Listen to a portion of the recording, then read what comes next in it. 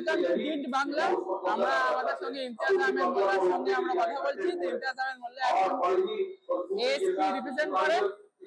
তো ইমতিয়াজ আহমেদ স্যার, এই যে এই মঞ্চে অনেকে বক্তব্য দিচ্ছে যারা সরকারের পশ্চিমবঙ্গ সরকার থেকে প্রপার্টি খেয়ে নিয়েছে, তার ব্যাপারে আপনি কি বলবেন? এখানে যারা প্রপার্টি খেয়েছে, ভারতবর্ষে যেখানেই তারা মুসলমানদের বন্ধু নয়। এই মুহূর্তে লড়াইটা পার্লামেন্টে যে বিলটা পাস হলো, অ্যামেন্ডমেন্ট বিল, তার বিরুদ্ধে লড়াই হচ্ছে। কিন্তু দুঃখের বিষয়, অনেক মানুষ এই ওয়াকফের মধ্যে লড়াই করছে, কিন্তু ওয়েস্ট বেঙ্গলে সে ওয়াকফ সম্পত্তি নিয়ে নিয়েছে। বর্তমানে তৃণমূলের সরকারের ফান্ডিং এ আন্দোলন করছে, বিজেপিকে শত্রু বলছে, কিন্তু তৃণমূলের যে ওয়াকফ চুরি সেইটা নিয়ে একটাও কথা বলছে না। এই হিপোক্রেসি হিসেবে চলতে হবে। আমরা দেখছি আপনার বন্ধু সমরুল ইসলাম চুপ হয়ে আছে পার্লামেন্টে, কোনো কথা বলেনি। তার সাথে সাথে আরো বলতে গেলে 6টা এমপি, খলিলুর, সাশিদ আহমেদ, আবু তাহের খান বাদে যত তৃণমূলের এমপি আছে এবং ইসা খান চৌধুরী, সবাই এরা চুপ। বাংলার মুসলমান এমপি একদম চুপ বলতে গেলে, আবু তাহের খান বাদে। তাদেরকে আপনি কি মেসেজ দিতে চান এবং এরা চুপ কেন? দেখুন, যারা তৃণমূলের মতো দল করে, আমি তাদের মুসলমান মনে করি না। তারা সবসময় এইটা প্রমাণ করতে ব্যস্ত থাকে আমি মুসলিম হয়তো ছিলই, যদি একটু জাতের টান লাগায় তাহলে তাদের পার্টি থেকে লাভ করে বার করে দেওয়া হবে। আমি আপনাদের কাছে কিছু আশা করতে চাই না। এরা আপনার সামনে স্ট্যান্ড করে নেবে, এরা আপনার জলসা কমিটিতে থাকবে, এরা কাপড় বিতরণ করবে, এরা ব্লাড টুর্নামেন্ট করবে।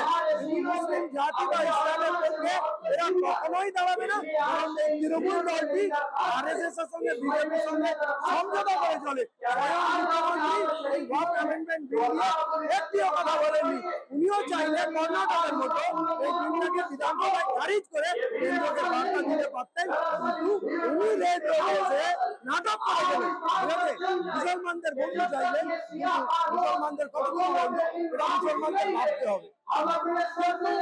ভারতের মুসলমানরা কোনদিনই সাউথের থেকে ইন্সপায়ার্ড না।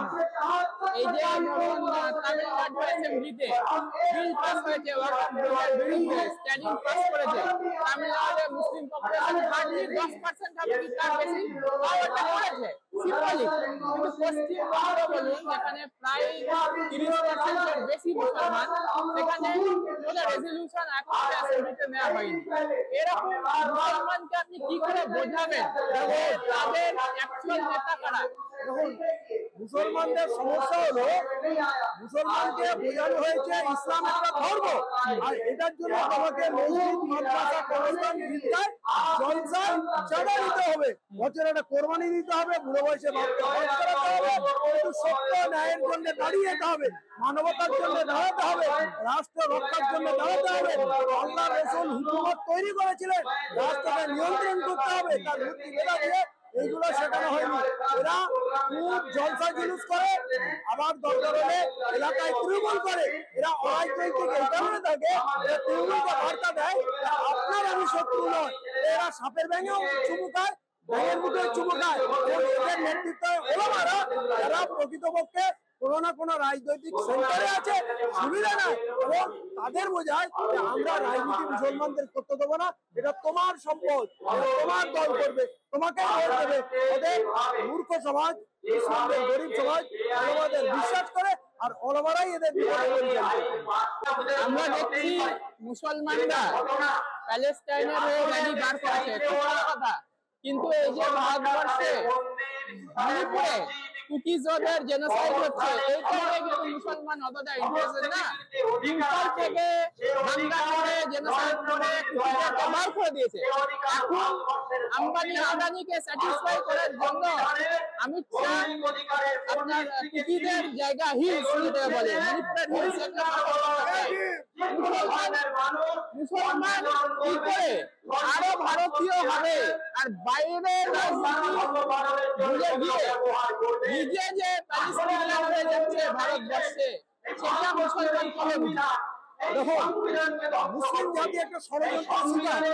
সকল কিছু মুসলিম সংগঠন আছে যারা ইসলামের বিষয়ে ফিলিস্তিন রোহিঙ্গা মাসিদে আকসার নামে মুসলমানদের একাত্তর করে ভারত তাকে আসলে অন্য সম্প্রদায় থেকে মুসলমান বিচ্ছিন্ন আছে এবং এই জন্য মণিপুরের ঘটনা হলে চুপ থাকে উত্তরপ্রদেশের চুপ থাকে কৃষক আন্দোলনে চুপ থাকে এসসি এসটি অধিকারের আন্দোলনে চুপ থাকে এরা কারো সমস্যা এদেরকে সরকারান্ত করে অন্য সম্প্রদায় থেকে আলাদা হয়েছে যাতে এরা কখনোই অধিকার না পায় আর কেউ এর না দাঁড়ায়।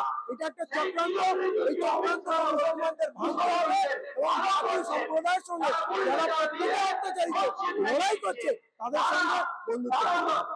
আপনি দেউচা জমি নিয়ে আন্দোলন করেছেন, এটা একটা জমির ইস্যু, কিন্তু সেখানে সাঁওতালদের কাছে বাংলার মুসলমান বাংলা হিন্দু সমাজ নেই। আপনার মনে হয় এই যে ওয়াকফ নিয়ে যে রাজনীতি হচ্ছে খ্রিস্টান বাদে আর আদিবাসী বাদে আমাদের সঙ্গে দাঁড়াবে? দেখুন আমাদের এখানে ভাইচন্দ্র আজাদের নেতৃত্বে আজাদ সমাজ পার্টি সবেমাত্র শুরু হয়েছে। আমরা প্রত্যেকটা জাতি ধর্মের বর্ণের পরিবারের লড়াই থাকবো, আমরা অঙ্গীকার করবো এবং দেউচা পাঁচামির সঙ্গে আছি, আদিবাসীদের সঙ্গে আছি। শিয়ালদা থেকে একটা র্যালি রিসেন্ট হয়েছিল, তাতেও আমি ওদের সঙ্গে রাজি নিয়েছি এবং এই রাজ্যের বহু আদিবাসী আমার সঙ্গে যোগাযোগ করছে, আমাদের মিটিং হচ্ছে এবং সমাবেশ মধ্যে আমরা যাচ্ছি। আগামী দিনে সমস্ত জাতি ধর্মের মানুষকে নিয়ে একসঙ্গে আমরা অবস্থান করি। আপনারা দেখছেন Deen Bangla, please like share and subscribe আর আমাদের ডিন ট্যাব প্লিজ ডাউনলোড করুন। Thanks for watching Deen Bangla. আমাদের মোস্ট অ্যাওয়েকেন্ড ওয়ান মহারাজাদের লাইফ।